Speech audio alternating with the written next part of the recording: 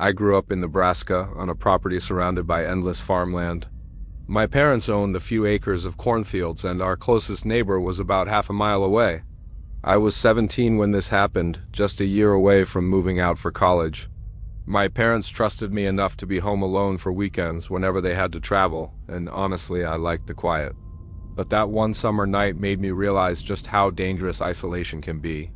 It was late, maybe close to midnight, when I went into the kitchen for a snack. From the window over the sink, I had a view of the edge of our cornfield. The moonlight was dim, but just enough to outline the stalks swaying in the breeze. At first, I didn't think much of it until I noticed a shape taller than the corn standing completely still at the edge of the field. I froze, pressing my face closer to the glass. It wasn't a scarecrow.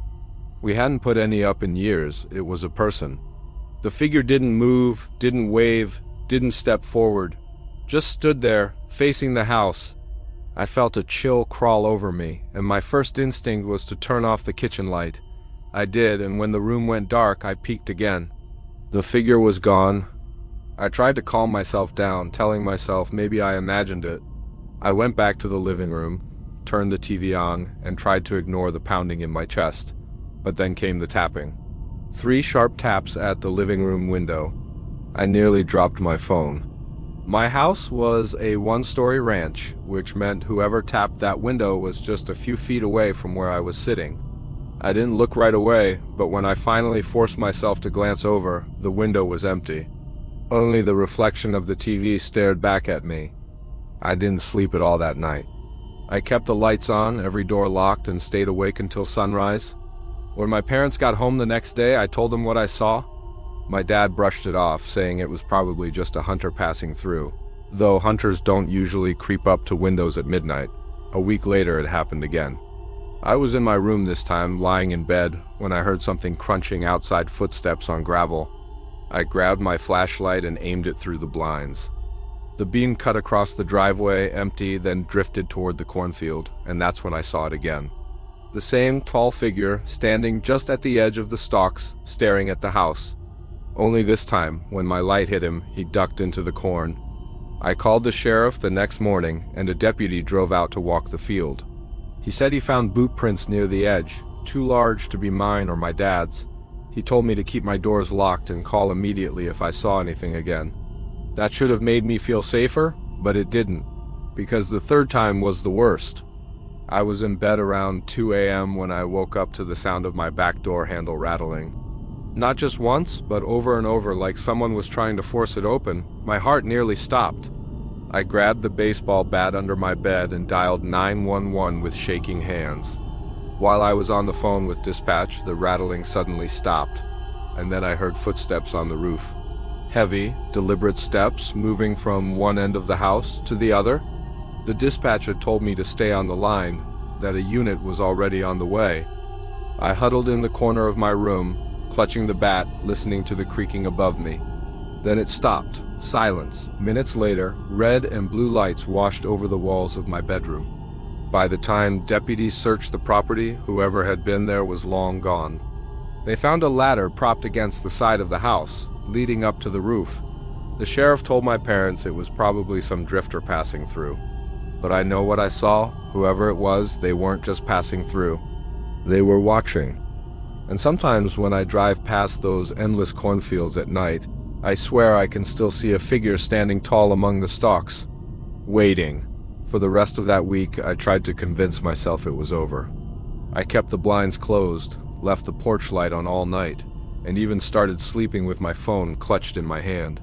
But no matter how much I tried to move on, I couldn't shake the feeling of being watched. It wasn't paranoia. It was something heavier, something real. The next Friday, I was sitting at the kitchen table doing homework when I heard the sound again, gravel crunching in the driveway. At first, I thought maybe my parents had come home early, but when I looked out the window, the driveway was empty. I was about to sit back down when I noticed something that made my stomach turn. Right at the edge of the cornfield, facing the house, stood that same figure. It was too far away to make out details, but I knew it was a man. He wasn't moving. Just standing there, perfectly still, like he'd been waiting for me to notice him. I turned the kitchen light off, and when the inside of the house went dark, He slowly stepped backward into the corn until he disappeared. I didn't sleep that night. Every sound made me flinch, the wind against the siding, the groan of the wood beams, even the hum of the refrigerator. At one point, I swore I heard something scrape along the outside of my bedroom wall, like fingernails dragging against the siding. The following morning, I went outside with my dad to check. There were marks on the paint-long vertical scratches just outside my bedroom window. My dad told me it was probably an animal, but the height of the marks didn't make sense. They were too high up. 2 nights later, it escalated again. I was in the living room, watching TV with the blinds half open, when a flash of movement caught my eye. I turned, and in that brief second, I saw him. Standing just a few feet away, right outside the window. He was tall, easily over 6 feet, wearing something dark that clung to his body. His face was hidden in shadow, but what terrified me most was his posture rigid, leaning slightly forward like he was pressing his forehead against the glass just to look inside. I screamed and fell backward, knocking over the lamp. By the time I scrambled to my feet and looked again, the window was empty. I called the sheriff's office that night. A deputy came out, searched the property, and told me there was no sign of anyone. But as he was leaving, he said something I'll never forget. "Kid, if you see him again, don't look at him too long. Just get away from the window." I asked him what he meant, but he just shook his head and left. That warning replayed in my mind for hours. Don't look at him too long, as if the deputy knew exactly what I was seeing. The sheriff's warning stayed with me, and for a few nights I tried to follow it. I avoided the windows, kept every blind shut, and slept with the TV on just to drown out the silence. But the cornfield was like a living thing. It was always there, waiting, and I couldn't ignore the feeling that someone was still out there in the dark. One night, around 2 a.m., I woke up to a sound that didn't belong. It wasn't the house settling, and it wasn't the wind. It was rhythmic, like someone knocking softly. Not on the door, but against the siding of the house. 3 slow taps, right outside my bedroom wall. I held my breath, frozen in bed. Then came the crunch of footsteps, circling the house. Gravel, dirt, then the hollow thud of boots on the wooden porch. My phone was in my hand before I even realized it, dialing 911 with shaking fingers. As the dispatcher answered, I heard something else, my back door handle rattling. Slowly at first, then harder, like someone was testing the lock. My voice shook as I whispered into the phone, begging them to hurry. The dispatcher told me to stay on the line, stay hidden, and stay quiet, but then I made the mistake of looking. I peeked through the smallest crack in my blinds, and there he was, standing less than 10 feet from the house, in full view of the moonlight. His face was pale, almost unnaturally pale, and stretched into a grin that didn't move as he tilted his head back and forth. He was holding something in his hand, long, metallic, catching the moonlight like a blade. For the longest second of my life, he didn't move. He just watched like he knew I was right there on the other side of the glass. And then, slowly, he raised his free hand and tapped the window. 1, 2, 3. I stumbled backward, nearly dropping the phone, and hid in the closet, whispering frantically to the dispatcher. Minutes dragged on like hours until finally red and blue lights washed over the walls. By the time deputies searched the property, the figure was gone. They found boot prints leading into the cornfield, but no trace beyond that. It was as if the stalks swallowed him whole. The next morning, after the sun rose, my dad found something sitting on the porch. A folded piece of paper weighed down by a small rock. On it, written in jagged handwriting, were 4 words, "Don't look away again." We never found out who he was or why he targeted our house. The deputy said it could have been a drifter, maybe someone who lived off the grid. But deep down, I know it wasn't random. He wasn't just passing through. Even now, years later, whenever I drive past those endless Nebraska cornfields at night, I can't help but look at the edges. Because I'm terrified that one night, I'll see him again standing tall among the stalks, waiting for me to notice. Back when I was in high school, I lived with my mom in a small 2-story house on the edge of our town. It wasn't the nicest neighborhood, but it wasn't terrible either. The kind of place where people mostly kept to themselves, and you could walk down the street at night without feeling like you were instantly in danger. Our house itself was modest. A little rundown, creaky floorboards, a draft that snuck in through the old windows in winter, but it was home. My mom worked incredibly hard to keep us afloat. She was a single mother, and since my dad had left years earlier, she picked up whatever job she could get. Around my sophomore year, she started working nights at a shipping warehouse. Her shift ran from 8 p.m. until 4 a.m. Most nights, that meant I was home alone. At first, I hated it. The silence of an empty house late at night can make even the strongest kid feel paranoid. But after a while, I got used to it. By the time this story happened, just a few months before I graduated, I thought I had outgrown that fear. Nights alone became routine. I'd say goodbye to my mom around 7:30, play video games, scroll my phone, grab something to eat, and eventually crash. I thought nothing could surprise me anymore, but one night something did. It was a Wednesday. I remember because I had a test the next morning and I promised myself I'd get to bed early. Like always, I kissed my mom goodbye, watched her taillights disappear down the street, then went back inside. I microwaved some leftovers, plopped on the couch, and played video games until about 11:30. I should have gone to sleep then. I even turned the TV off and headed upstairs. But instead of going straight to bed, I laid there in the dark, my phone lighting up my face. That's how most nights went.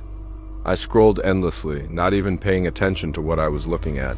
At some point, my eyelids got heavy and I dozed off with the phone still in my hand. When I woke up, everything felt wrong. My room was the same. The clock on my nightstand glowed red, reading 3:30 a.m. My phone was on the floor where it had slipped from my hand. For a moment, I thought I had just stirred awake on my own. But then I heard it. The sound of a door shutting somewhere downstairs. I sat up slowly, trying to shake the sleep from my head. My first thought was that it must be my mom. Maybe she'd been let off work early. It had happened once or twice before. That explanation made sense, so I relaxed back into my pillow, closed my eyes, and waited to hear her footsteps coming up the stairs. And I did hear footsteps, but they weren't what I expected. My mom always came in quickly, dropping her keys on the counter, kicking off her shoes, climbing upstairs. These footsteps weren't like that. They were slow, heavy, careful. Almost like whoever it was didn't want to make noise, but couldn't help the creaks of the floor. I opened my eyes again, suddenly alert. The footsteps weren't heading upstairs. They were pacing the ground floor, moving from the living room to the kitchen, then to the hallway, then back again. A deliberate rhythm. I frowned. My mom would never just wander the house at 3:30 in the morning. That wasn't her. For the first time that night, unease crawled into my chest. I pushed my blanket off and swung my legs over the side of the bed, listening harder. The more I listened, the more I realized how strange it was. These steps weren't stopping. They weren't like someone tidying up or grabbing something to eat. They were exploring. Each step slow, like the person was looking at every corner of the house, taking their time. A chill ran up my spine. I needed to confirm it was my mom. I grabbed the lamp on my nightstand and flicked it on. The light filled my room in a dull yellow glow. And the second I did, the footsteps stopped. It was as if whoever was walking around had realized I was awake. I sat there for a full minute, barely breathing, waiting for another sound. But none came. My chest tightened. Slowly, I slid off the bed and padded across the carpet to my door. I placed my ear against it, straining, still nothing. With a trembling hand, I turned the knob and cracked the door open. I took a step out, the floor creaking beneath me, and my heart jumped into my throat. I waited, bracing for the sound of movement below. Nothing. I forced myself to walk quietly down the hall until I reached the top of the stairs. My house wasn't big, so from the railing I had a clear view into the living room. The moonlight from the windows spilled just enough light for me to see that nothing looked disturbed. Our old couch sat where it always did. The TV was off. The PlayStation sat on the shelf, untouched. If someone was here to rob us, wouldn't they have taken it by now? That thought should have calmed me, but it didn't, because the more I thought about it, the less it felt like a robbery. I crouched low, pressing my face to the railing, trying to catch any movement. The house seemed dead silent. My skin prickled with goosebumps as I whispered down the stairs, "Mom, you home?" I tried again, louder this time. "Mom?" My stomach nodded. I told myself maybe I was half dreaming, maybe I had imagined the footsteps. That had to be it. I gripped the railing and started down the stairs, one foot carefully after the other. Halfway down, I noticed something. My mouth went dry. My eyes adjusted slowly, and that's when I saw him. He was perfectly still, facing in my direction, though his head was angled just slightly downward. He wore black from head to toe, his figure blending into the dark except for the faint outline of his shoulders. It was a dark, skin-tight mask with no expression. He didn't move, he didn't speak. He just sat there staring at me. I couldn't breathe. For several seconds, I stood there frozen, my mind racing, trying to process what I was seeing. My body reacted before my brain did. I spun around and bolted back up the stairs, slamming my bedroom door shut and locking it. My hands shook so badly I nearly dropped my phone as I dialed 911. When the operator answered, I could barely get the words out. There's someone in my house. He's downstairs. He's wearing a mask. Please send someone fast. She spoke in a calm, steady tone, asking for my address, telling me to stay on the line. I clutched the phone to my ear, pacing the room, my chest heaving. The creak of the first step at the bottom of the staircase. The operator told me to stay quiet, that officers were on the way. Slow, deliberate, not rushing, he was taking his time. I pressed myself against the door, my heart hammering. The footsteps grew closer until they reached the top of the stairs. Then, silence. He was right outside my door. Seconds dragged on like hours. The operator kept talking, but her voice sounded distant, like it was underwater. My whole world was narrowed to that locked door and the weight of someone on the other side. The sound of the front door opening. I scrambled to the window and peeked out. I caught a glimpse of a figure in black walking calmly down the driveway, disappearing into the shadows of the street. Moments later, headlights swept across the house. My mom's car pulled in. Relief hit me so hard I nearly collapsed. I ran downstairs, flung the front door open, and rushed to her, tears streaming down my face. When the police arrived minutes later, they searched the house top to bottom. The only thing they found was that single shoe print in the kitchen. No forced entry, nothing stolen. They told us it was probably an attempted burglary, but I knew better. He wasn't there to rob us. He didn't touch a thing. He just sat there, waiting. And the part that keeps me awake at night, even years later, if she had been just a few minutes earlier, she would have walked inside, completely unaware that he was waiting for her at the table. And when I think about that mask, that silent stare, I don't think he wanted money. I was 19 at the time and had just moved into my first off-campus apartment near the college I was attending.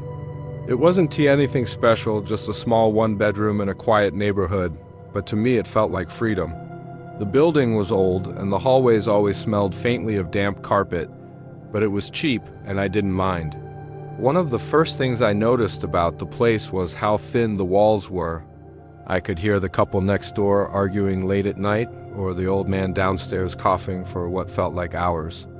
But the strangest thing was the apartment directly across from me. It was supposed to be vacant. The landlord told me no one had rented it in months.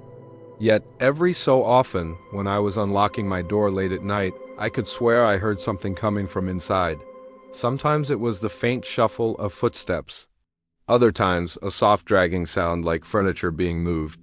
I brushed it off as the pipes or maybe sounds echoing from another floor. A week into living there, I was up late writing a paper when I heard a noise from the hallway. At first it was just a soft knock. Then another, louder this time. I checked the clock, 2:43 in the morning. The knocking wasn't on my door, but the one across the hall. I froze, listening. The sound repeated in a slow rhythm and then stopped completely. Out of curiosity, I crept to my peephole and looked out. There was no one there. Just the door to the empty apartment, slightly ajar. I remember whispering to myself, that wasn't open before. I tried to shake it off, telling myself maybe the landlord had been in there, though why he'd be checking an apartment in the middle of the night didn't make sense. Still, I closed my blinds, left a light on, and eventually fell asleep on the couch. The next night it got worse. Around the same time, I heard movement again. Not from the hallway this time, but from inside the vacant unit. Soft scraping, followed by what sounded like a low groan. I sat there, clutching my blanket, convincing myself it was nothing, when my phone buzzed with a notification. It was a text from an unknown number. It read, "Why are you awake?" I felt every hair on my body stand up. I hadn't given my number to many people at school, and I definitely didn't recognize the area code. I didn't respond, but almost immediately another text came through. "I can see your light on." I shot up and ran to the window, pulling the blinds shut tighter. My heart was racing. I wanted to call anyone, but I felt paralyzed. Eventually, I worked up the courage to look back through the peephole. The hallway was empty. Both doors were shut now. The following day, I went to the landlord, trying to sound casual. I asked if someone had recently moved into the unit across from me. He gave me a strange look and said no, he was still trying to find a tenant. I didn't tell him about the noises or the texts because honestly I wasn't even sure I believed myself. But that night confirmed everything. Around 3 in the morning, I was woken up by the unmistakable sound of my front door handle being tried.